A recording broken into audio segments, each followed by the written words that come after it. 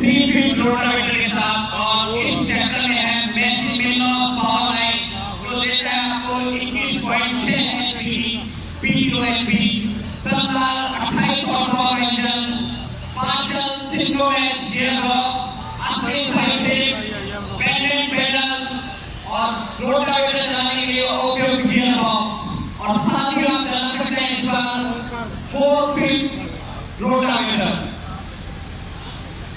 अभी आप देख सकते हैं आपके सामने आ रहा है हमारा 28 हॉर्स पावर का स्प्रेयर लेंगे। जी हाँ, मैं आपको बताऊँ स्प्रेयर लेंगे क्या खासियत है, मैं आपको सबसे पहले अवगत कराऊंगा।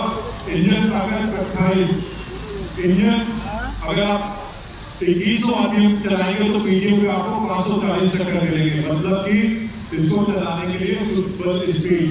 वहीं अन्य कॉम्पिटिशन के जितने भी ट्रैक्टर आते हैं वो आपको 540 चक्कर 2600 आरपीएम पे देते हैं। तो क्या होता है, वो जल्दी ओवरहीट होते हैं।